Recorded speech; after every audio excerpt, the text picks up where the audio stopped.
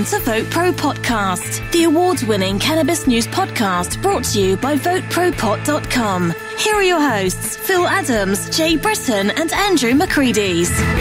Georgia lawmakers are pushing a bill to recriminalize hemp, essentially. Meanwhile, cannabis industry veterans have formed a company to bolster hemp processing in the U.S. We'll see how that all plays out. Also, why is MedMen dumping their grow and processing operations? Jay's going to get into that for us. But first, I want to welcome everybody. Welcome back, Phil.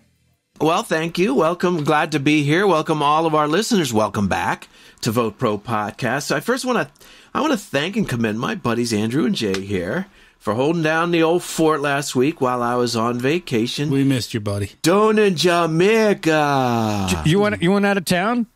I was out of town. I didn't know you was out of town. Yeah, man. I was wondering why you didn't say much on last week's episode. Yeah, you were quiet. Man. Yeah, well, I thought that I had a chance to listen to it, and it was very good. I thought I was missing something, but it was good. Something was missing. And, people down there really do say yama. They say it all the time. Really? Yeah. Yeah, all the time. Rub it in. But so did you try any Jamaican cannabis? I did. Yeah. I did. Thoughts? The friend at whose house I was staying had a supply there. And I got to tell you, it's not in the same league with the good U.S. medical grade cannabis that I get at my dispensary. America grows the best weed in the world. That's what I believe it, and it's good. I mean, I'm not saying it isn't really good weed. It's just it's kind of more like the weed we got back in the day. Minus the seeds. No, there was no seeds. It was all sensimilla, but it had some lumber in it, and it was a little crispy, and all of that freshness and terpenes and stuff that we've come to love. It wasn't. Now they basically they don't nurture it and raise it as meticulously as American growers do. They just throw the seeds on the ground, man, and water it. It's fine.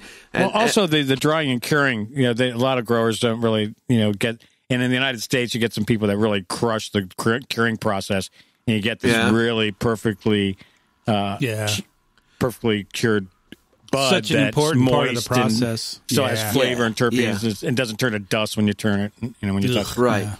Right. And also, I'm told that a lot of growers use planters. They grow it in planters made out of old tires. Down there. Down there, they just and the problem is that eventually the tire will break down, and does it leach into the cannabis, into the leaching plant? into the soil and eventually into the plant, and you can sometimes get, I understand, not the best tasting weed. So it's just they're using old fashioned traditional farming methods down there.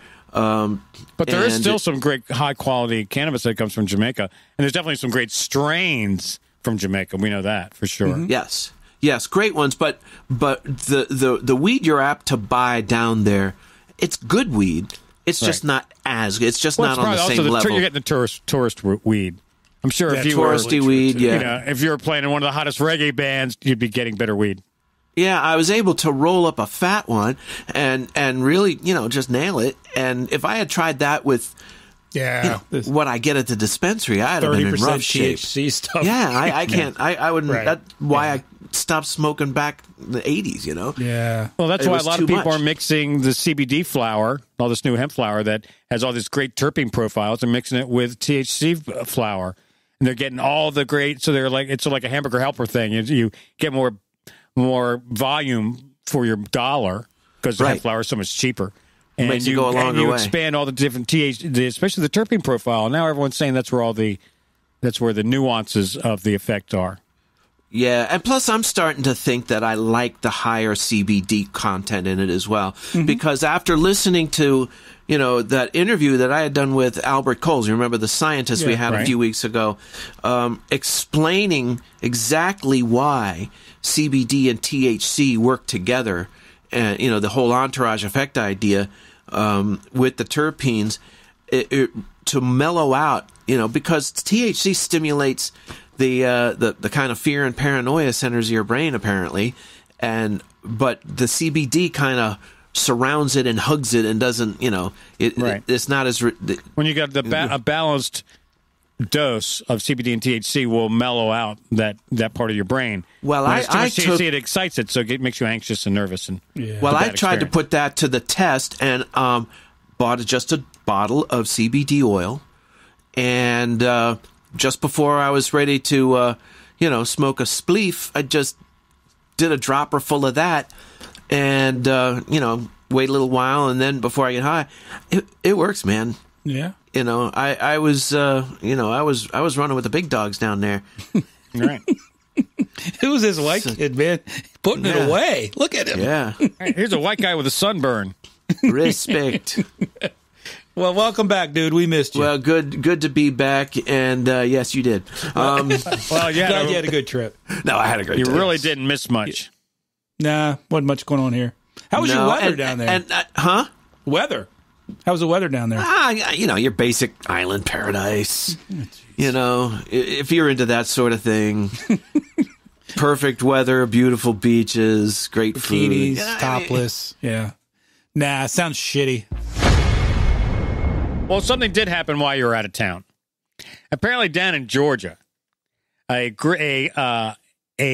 committee of the Georgia State House, it's the Agriculture and Consumer Affairs Committee, voted on legislation. I guess it's HB 847 that would make it illegal if you get caught with less than an ounce of hemp plant material. What? Wow. And see, what's happening is the police can't tell the difference between hemp and cannabis. So in some areas, they're saying, we're just going to, if you can test it to see if there's THC in it, but hemp has the little THC in it, so that doesn't work. So to find out if it's... The field test, the field test. So if you want isn't that accurate? Right. So if you want a percentage, you have to pay a lot more money for that test. And all the police departments going, we're not paying all that for possession. That's because it's not going to do a $3,000 test, on a $100 fine. Right. So a lot of cops going, in some police departments going, small amounts, if they're cool, just don't even fucking worry about it. Don't arrest them. But at the same time, there's some police departments that are trying to double down on it. And this is one way I think they're doing it, Yeah. So in other words, instead of making it all not legal, but, right. But you're making it all illegal. You're cracking down on it. So in other words, the people that are legally have it in states like Georgia, like Georgia or Kentucky, or I think is another one. You can get arrested for its possession. How can that be if it's legal? For hemp. I'm confused. Well, because you're not being fed. You're not being arrested by the feds. You're just being arrested by the state law enforcement. Is that what it is? That's nuts. Yeah, something can be legal on a federal level and illegal on a state level. Yeah. And if you're in that state and you do it, you'll get arrested. Nuts. Right. So, all right, well, another reason not to go to Georgia. And what they're saying is if you have to carry proof that you work for a hemp company to possess it. So is this bill passed or no? It's just passed a committee vote. Okay, all right. So it hasn't even gone to the House committee, and then I guess would have to go to the House to the state House, Senate. Yeah. And then the governor will have to sign off on it, and think about some of these through the whole process. Right, some of these crazy marijuana legislation. I think at some point someone's going to go, people can see us, when we do this, right? Understand that, and they're going to realize it's not happening in the cover of darkness, right? Yeah, So I think if you're in Georgia and you're listening, it's a great way to rile up your base. But I think putting it into law could really not be good for one's political career suicide, right? At this point. Well, I hope we've reached that tipping point where it is more risky to make it illegal politically than to make it legal. I don't know if we're there yet, but we're near it, if not over it. And I'm happy to see it. But if you get caught with it in Georgia, I guess you're in a heap of trouble. Well, it's really difficult. I mean, this is what's going to happen. A lot of people say, they should just legalize marijuana, but there's so much to it. I mean, just the hemp bill, I mean, taxation, distribution, regulated. It's just, you see California's still struggling with it. And they've been legislating marijuana since 1996, guys. So I think was it the New Hampshire and or Vermont model where they're just saying you can grow it, you can smoke it, you can't sell it. That's it. Yeah, and, but still, we're not going to bust you for it. Right, but still, you can give it away, but you can't. You can't engage in cannabis commerce. It's basically decriminalization, is what. it is, right? But still, you're enabling a huge black market industry. Yeah. And because most people aren't going to grow it. Most people don't want to screw it. And just if you're going to just turn your head and allow that, might as well do it right and have it tested and have some regulations. Well, no, I'm with you. I agree with you, but it just seems like a simpler way to go. And it's not just decriminalizing if it's legal to have it and legal to grow it. That's you can't be even fined for it. But that's what they have in D.C. in Washington D.C. here, and that's a fucked up model, man. It's really screwed. All right. So I was wrong. Man, make a mark. I was away on vacation. Give me a break. Man, apparently that Jamaican weed was a little stronger than we thought. If you enjoy the show, we'd love to hear from you. Send us your thoughts at VoteProPot.com/contact or send us an email at podcast@VoteProPot.com and please give us a 5-star rating on Apple Podcasts. If you'd like to be part of the show, call our message line at 240-257-2441. Tell your friends about us and be sure to like, follow and share us on social media. Just go to Facebook, Instagram, LinkedIn and Twitter and do a search for Vote Pro Pot. Now, back to the boys. I've got this little story here that caught my eye today, guys, and it's not really that important. It's one school, but it just made me shake my head. Let me read it to you guys. A couple weeks ago, a letter was sent home with the kids. Now, keep in mind, this is an elementary school. It's in Plymouth, Connecticut. A letter sent home with their kids, and the letter reads, in part, items for lunch and snack time must be store-bought and in single-serve packaging. If a student brings non-packaged items to school, they will not be allowed to eat them during lunch or snack time. This policy will eliminate the risk for any student accidentally bringing in cannabis-infused foods to school. You're kidding me. No, I'm serious. You gotta be fucking kidding me.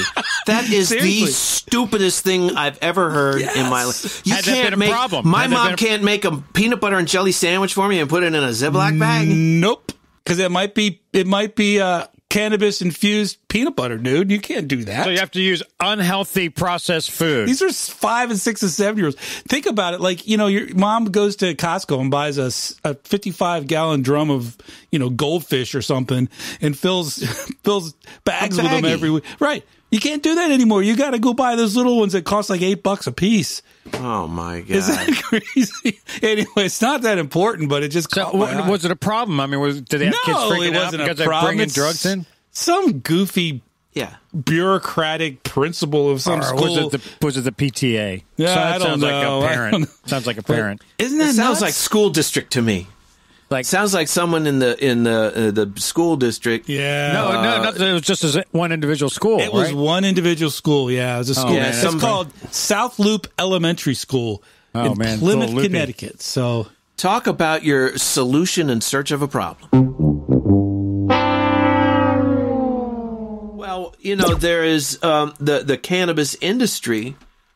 I understand is fighting back on that though. The cannabis. It's me? You. Okay. So you guys, No. That's not what I was setting up. I was setting up cannabis industry veterans have formed a company to bolster hemp processing. The two articles kind of go ahead. Oh, that's you still. I thought those two kind of went together. No? Okay. What's that noise you're making, Andrew? What are we doing? I don't remember this podcast being this difficult. 1 week. It seemed like it was much easier back before my vacation. We made some policy changes last week. I go out for one goddamn week. 1 fucking week. Hey, you're changing the whole fucking format of it. All right. So as you all are aware, we've been following MedMen closely for a while now. They had their conference call, second quarter stockholders meeting last week, and they announced. I found it kind of stunning. I didn't see it coming, but they are dropping all their portions of their business related to cultivation and processing. They're getting Remind our listeners what MedMen is. MedMen is one of the largest vertically integrated cannabis companies in the world. They're the whole vertical schmear. They grow it, they process it, they sell it. Right. Retail. Well, they have announced in their last week in their quarterly stockholders conference, as I said, that they are dropping all of their business. They're going to be 100% a retail company. Everything else is going by the wayside. We did a story a couple months ago about them trying to get an infusion of cash. And to give you an idea, their earnings have increased 50% over the last year. But their net losses went from $18.7 million to $40.6 million. So they lost over $40 million last year. Yeah, that's didn't they acquire a bunch of companies last year? They did. They spent a lot of money buying companies, and they spent a lot of money setting up new retail establishments. Some of those aren't doing that well. So they also announced on the call that they're going to trim some of their retail businesses. They're going to get rid of the ones that aren't doing well. But, you know, what's interesting is if just a month and a half ago, they announced they got rid of their chairman. He was also the co-founder. That was that Adam Bierman guy. Yeah. He stepped down because the board of directors said these aren't good decisions. You know, this isn't what we're looking for. At least that's what the scuttlebutt was, why he went. And so this guy, Ryan Lisek, I'm not sure how you pronounce his name, is the sort of interim CEO while they're trying to find a permanent one. So they've been hemorrhaging money. One of the things they've done is negotiated, because they have so much debt, they've actually negotiated with their vendors in exchange for payment, they're giving them stock. So that's another thing that's watered down their stock prices. Their stock is just plummeted. So, you know, the question, I guess, fellas, is are we going to see more of this where these, and according to the analysts, some of the articles I read today, a lot of them are saying, look, this is something that we're going to see a lot of in the next year or two, is these vertically integrated cannabis companies specializing, getting out of that. Because Andrew and I talked about this on the phone because he's involved in the hemp business. The agricultural, the growing and processing part, especially the agricultural part, the growing, is so open to, it's rife with, just not knowing what's going to happen next. Too unpredictable. It's so unpredictable. I mean, look at just prices. Prices have plummeted on hemp. And cannabis in some areas as well. Look at Oregon. They overgrew the shit, and the prices dropped like 80%. Right. So if that's a chunk of your business, you're hosed, man. Well, also it seems that a lot of these growers initially were growing are buying warehouse space, and they're growing indoors. They're growing really good quality, and they're having multiple crops a year. But now, as it turns out, the sun is better than lights. And there's some people going, instead of a warehouse, even you could have 100,000 square feet in a warehouse. Yeah. But 3 acres is more than that, So you can go outdoor and do these huge outdoor crops of high grade quality medical or recreational use, and crush it and have enough for more than enough to handle it and process it in such a way that you'll have it all year long. They're going to sub out they're going to have vendors to buy weed from, and they're going to, sub out the processing to other companies, which I think is smart. So now, Jay, if we compare this to, say, the brewing industry, do you know whether like Budweiser or some of the brewing companies, are they raising their own barley and hops, or are they just buying it on the commodities market? I know people who are brewers, who have breweries, And none of them that I'm aware of grow their own hops or barleys. No, they buy them all, of course. Right. Now, I don't know, maybe Anheuser-Busch or one of the mega, they might own farms in Europe or something that grow 100,000. And I think there might be some micro guys, Maybe, yeah. But some I think farmers that brew beer that grow their own. I have a relative who's in the business, and my understanding is none of those microbreweries, or very few of them, grow their own. That's my understanding. I'm no expert. I don't know that much about it. But so no. And I mean, Andrew's point too, just look at hothouse tomatoes or just about any precious kind of produce. They suck. I don't care how much care you take in growing a hothouse tomato. It doesn't taste like one that's grown outdoors. It just doesn't. Well, part of that was the genes of the plant that they're growing. I'm sure if you could grow, because that's what's happening in the cannabis industry. I mean, these people took it indoors and they learned every way to grow. I mean, so the cannabis plant wanted for nothing. I mean, they could maximize yield and everything, right? And then they learned to augment that. Now, if you take that and learn to grow like heirloom tomatoes, I don't know, you might come up with some pretty great high quality food. Yeah, maybe so. Well, yeah. So in other words, that's where they kind of learn the science of what makes for a good marijuana crop, and they can translate that to out of doors growing, big time, and scale it up, and scale it way up. I think the issue here is the sort of unpredictability of that sector of the business, that being the agricultural part. Well, isn't that the way agriculture has been since time immemorial? I mean, you're dependent on the weather. You're dependent on other things not destroying your crops. It's out of your realm of control. And I think that's something that I'm sensing is a change in this industry. From everyone said 5 years ago, you have to be vertical, right? You have to do it all to be big. And we're discovering that's not the case, I think. I think some of these companies are going, no, we're going to do much better if we specialize in one thing and get really good at it. Let the growers grow and let the processors process and let the retailers sell. Well, in the beginning, you didn't know if you wanted to be a processor, if you were going to be able to get product. So you really wanted to grow your own. That's true. So you had to control that. In some jurisdictions, that's the law. That's true. You have to be vertical. You have to. You're right, Andrew. To get a permit, you had to be vertical in a bunch of states. So...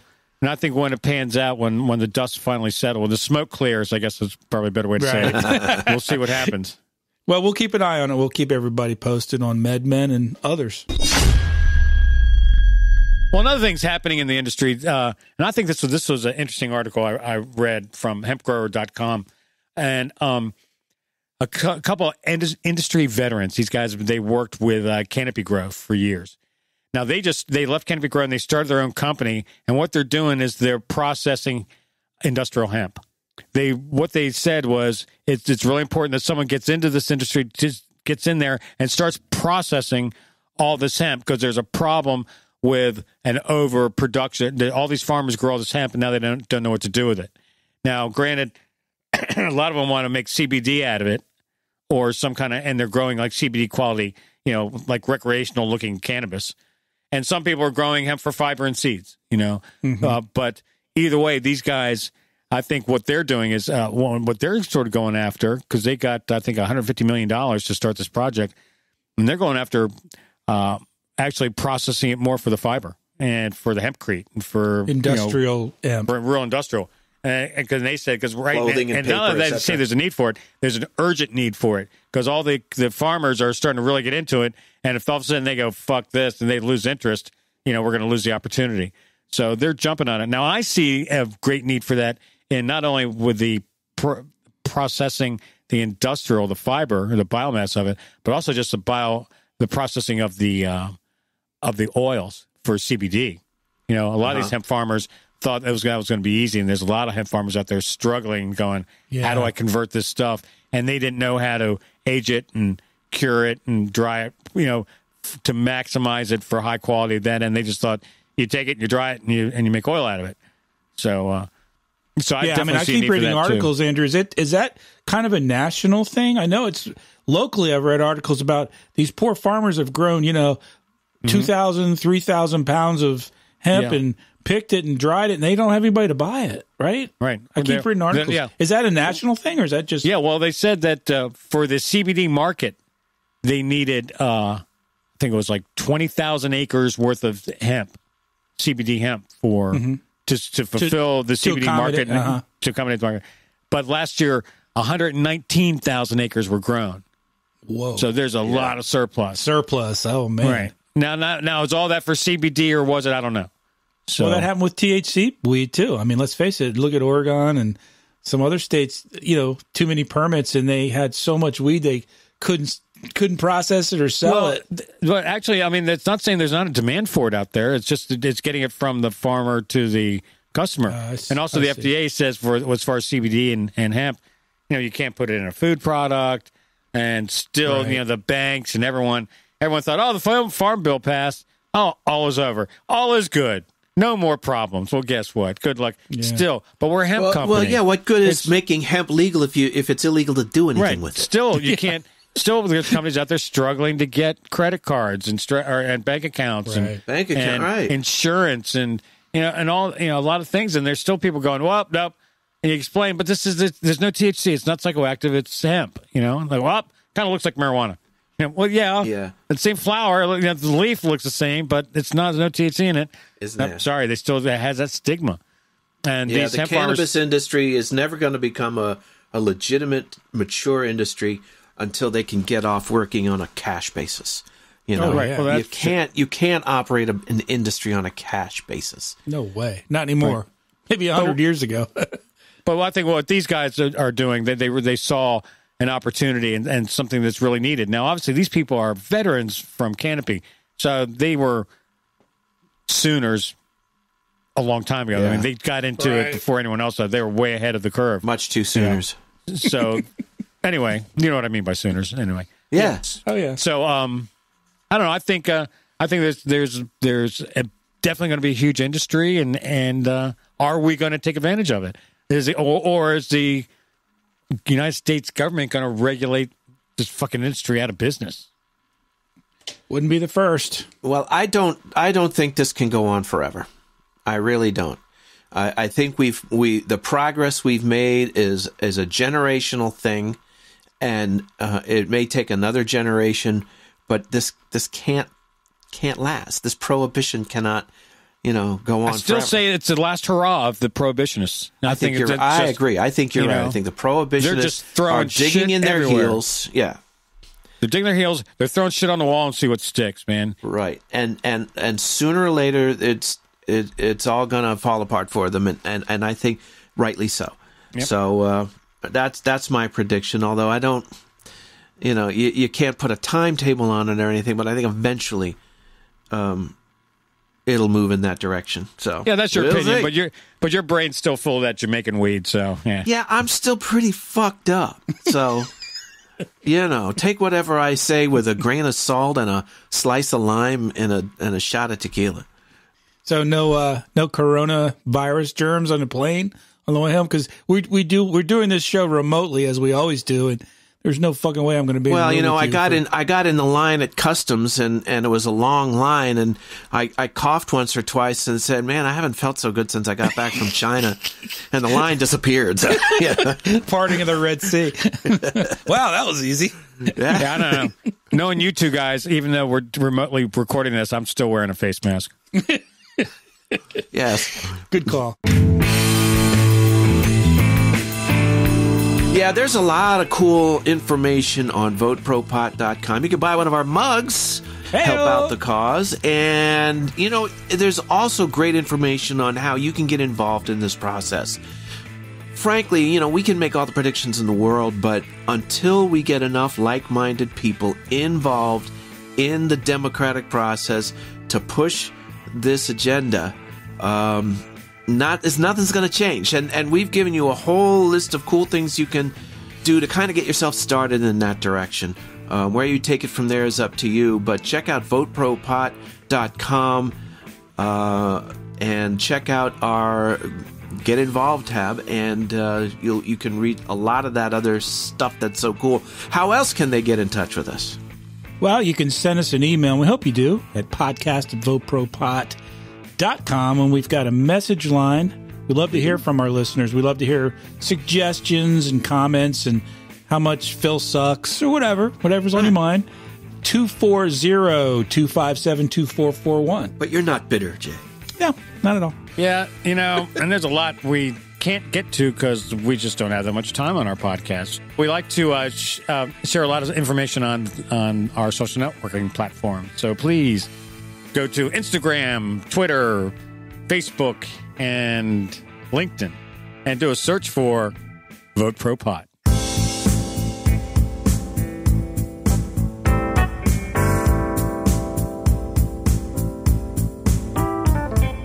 Man sits in a prison cell, has been sitting there 10 years. The judge, he brought the gavel down, the jury shed no tears. He can't support his family, his children do without. He's been inside so long now, he don't remember being out. What's he in for anyway, with the murderers and pimps? Cops caught him with a joint one day, he's been in there ever since. Oh, must this go on? This ain't justice, it's just plain wrong. Oh, it's just plain wrong. A man sits in his mansion on the Caribbean shore. He got strippers in the hot tub, a machete in the drawer. He's got more money than Elon, got more weapons than Iran. He got rich the old-fashioned way by selling contraband. And everything he has, he owes to the DEA. The last thing any drug lord wants is prohibition to go away. Oh, how long must this go on?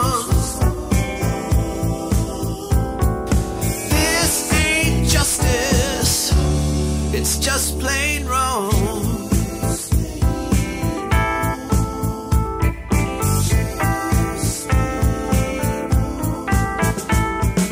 Coffee in the morning, glass of wine with a meal, valerian root at bedtime, or some tea with chamomile. Sugar on your cereal, a fine hand-rolled cigars. Things no one thinks twice about, they just are what they are. Pep up with some ginseng, relax with a beer. Pop a couple Xanax and let them melt away your fears.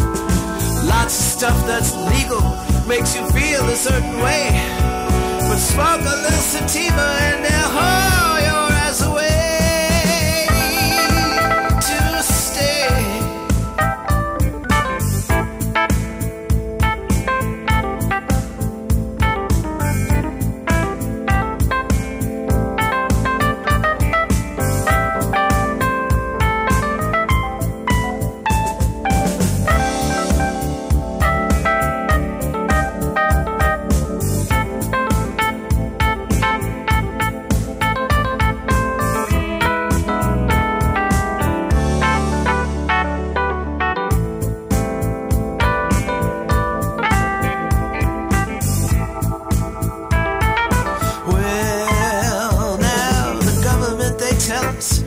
Marijuana's bad for you.